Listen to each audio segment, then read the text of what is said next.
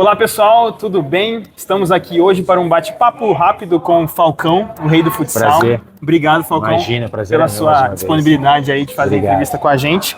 Antes de eu começar a falar um pouco da sua carreira, eu queria que você falasse um pouco para a gente dessa nova era que o CBC, né, vem trazendo. Né? Você teve a oportunidade de até conversar e falar um pouquinho sobre o CBC. Quanto você acha que essa parceria que o CBC tem hoje com a Liga de Futsal e clubes de futsal pode fazer com que o futsal evolui cada vez mais assim, nos próximos anos e o Brasil esteja cada vez mais como potência, né? Hoje é uma potência. O CBC chega no momento do futsal que a maior reclamação e a maior dificuldade dos clubes é justamente logística. Tudo que o CBC, em geral, que o CBC nos dá, é o que facilita muito para os clubes, né? Então hoje chega o Brasileiro de Futsal, a Liga Futsal, o CBC consegue facilitar boa parte. Eu mesmo, na minha carreira inteira, qualquer viagem era de ônibus. Eu peguei várias vezes 15, 20 horas de ônibus, que era uma logística muito ruim. E hoje essa nova geração já pega um momento de crescimento muito grande, de facilidade muito grande. Quantos jogadores hoje conseguem nem entender o que a gente fala quando a gente viaja de ônibus, que já pegou a parte boa de tudo. E claro que o CBC chega para trazer isso para o futsal também e abraçou o futsal de verdade. Eu acho que os clubes têm agradecido muito com logística, com viagem. Hoje que chega o brasileiro mesmo, que hoje realmente o brasileiro tem equipes do norte, do nordeste, então essa facilidade de viagem e tirar custo dos clubes ajuda muito. Então o CBC chega para o futsal para ajudar e ajudar muito. E falando nessa questão, né, você que teve muita experiência com isso dentro do futsal, hoje o CBC também apoia a formação de atletas, né, os atletas das categorias de base. Quanto esse benefício da passagem aérea e outros benefícios podem fazer com que formem cada vez mais grandes atletas no futsal, que sejam cada vez mais grandes atletas para representar o nosso país? Cara, é uma diferença muito grande do CBC, porque eles se preocupam desde a fonte, né? Não é só onde, vou aqui que me dá resultado. O CBC se preocupa no 360, desde a formação, isso facilita, né? Uma viagem, às vezes o menino não ia ter condições e acaba tendo, não ia ter chance de fazer alguma coisa, acaba tendo, não ia ter chance de jogar base num torneio por causa de custos, e o CBC acaba ajudando. Então acho que essa preocupação do CBC e essa parceria do CBC de olhar o 360 é o que faz o CBC ainda maior, né? Tudo, claro que tem a parte comercial do negócio, tem a parte da marca CBC, mas tem o que ninguém vê também, que é o mais importante que o CBC vem mostrando, de se preocupar desde a base até o profissional. Falando um pouco mais de evolução, né? Bom, o Brasil é o maior campeão do mundo de futsal masculino e está cada vez mais forte. Nós tivemos ano passado, né, a Copa do Mundo de Futsal, o título mais uma vez, e agora nós vamos ter a Copa do Mundo Feminina de Futsal esse ano, né? Quanto também é bom para o Brasil a gente ter, e para o mundo, né, ter essa evolução do futsal, tanto masculino quanto feminino também. Claro, acho que as meninas merecem muito, né? O futsal com as meninas já vem sendo mais competitivo há muitos anos e isso vem trazendo grandes jogos, ainda mais o futsal que pede essa dinâmica o tempo todo. E as meninas vêm evoluindo em relação a isso. Acho que essa primeira Copa do Mundo de Futsal vai ser um sucesso, né? As meninas chegam realmente para fazer uma grande temporada. O Brasil é um dos favoritos, isso também é muito importante, né? De não chegar, o Brasil vai ver de quanto vai ganhar e contra quem que vai ser a final. Não, hoje o futsal está numa evolução muito grande e eu tenho certeza que essa Copa do Mundo vai ter grandes jogos e eu tenho certeza que vai ser a primeira de muitos e vai ser um sucesso. E o CBC também está nesse apoio no futsal feminino, né? Hoje a gente também está apoiando a Liga de Futsal Feminino. Então eu tenho certeza que isso vai fazer com que o futsal feminino também ganhe cada vez mais relevância, né? Sem dúvida, porque muitas meninas às vezes optam em continuar trabalhando na sua cidade porque a logística é muito ruim, sai de casa para ir em tal lugar, e os clubes conseguem pegar esse custo que teria com viagens para investir nas atletas. Então o atleta consegue ir ganhando um pouco mais, consegue realmente apostar em ser uma atleta de futsal ou futebol, coisa que às vezes o clube pega, eu gasto X de logística. Quando você traz para X, essa diferença aqui, ela vira investimento nas atletas. Então isso me deixa muito feliz de saber que o CBC chega para direcionar também os clubes um lado financeiro para que as meninas ou os jogadores consigam ganhar um pouco mais. Agora falando um pouquinho da sua carreira e da sua experiência com os clubes, quanto a formação de você, né, ali nos clubes, né? Você teve passagem, né, no Corinthians, primeiro, Atlético Mineiro, se teve bastante conquista aí no Santos e depois Magnus e o Jaraguá também.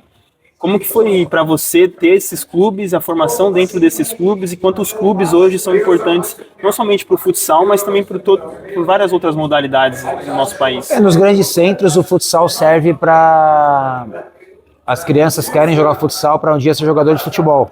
E nos interiores, onde o futsal é muito forte, como tem a cidade do basquete, que é Franca, tem a cidade do futsal, que são várias, então você consegue que as crianças queiram ser atletas de futsal.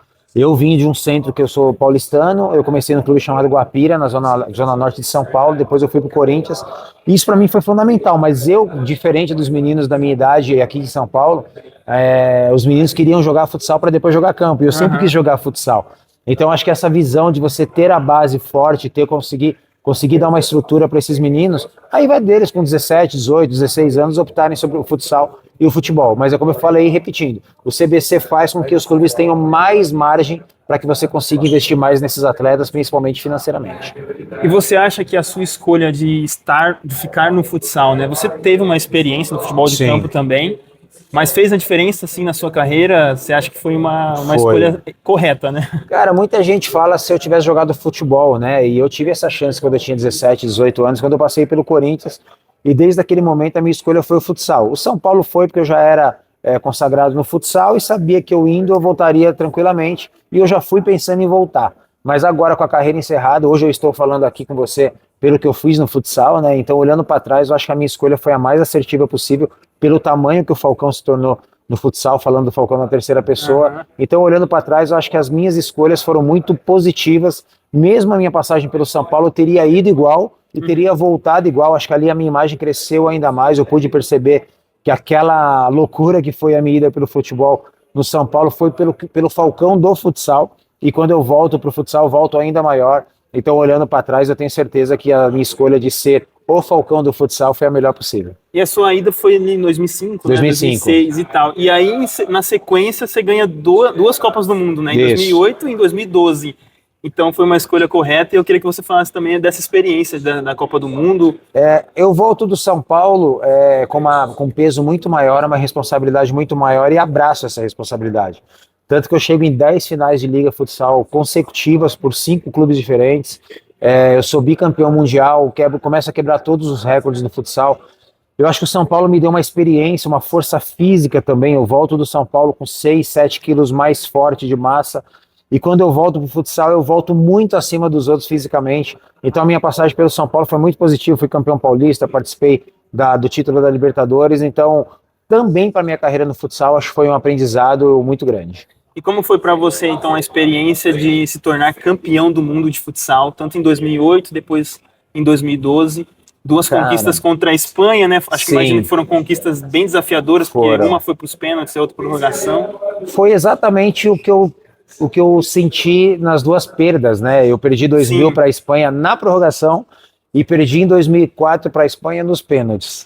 Aí em 2008 a gente ganha da Espanha nos pênaltis e ganha da Espanha em 2012 na prorrogação. Então acho que é uma história muito maluca de contar, né? 2000 ainda eu era fundo de plantel, eu tinha uma geração mais experiente que veio de uma derrota. 2004 eu já era um dos principais jogadores e vem a derrota também, então isso pesou muito para mim. Então ganhar o Mundial de 2008, 2012 para mim era um desafio.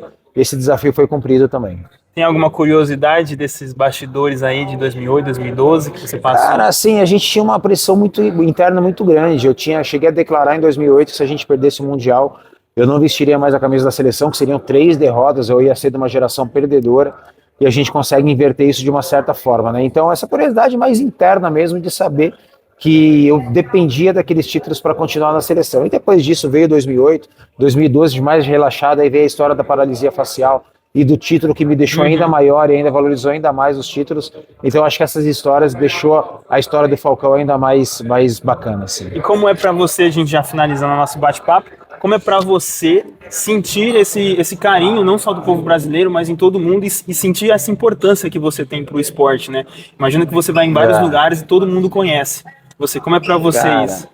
Fico muito feliz de ter crescido depois da minha aposentadoria profissional, né? Hoje mesmo eu tô aqui com você, tenho um evento à noite em Bebedouro, sábado e domingo eu tenho evento em Lima, no Peru, depois eu tenho no Santa Catarina, na outra semana eu já vou para Guiana Francesa, depois eu tenho Colômbia. Então eu consigo rodar o Brasil e o mundo, por isso que eu tento manter a forma de entregar o melhor evento para todo mundo, mesmo com 47 anos, faço 48 agora em junho. Então isso mostra o tamanho de que não tem fronteira. O Falcão chegou em pontos que não tem fronteira. Então eu vou em todos os continentes possíveis, vim da Arábia Saudita 2 semanas atrás.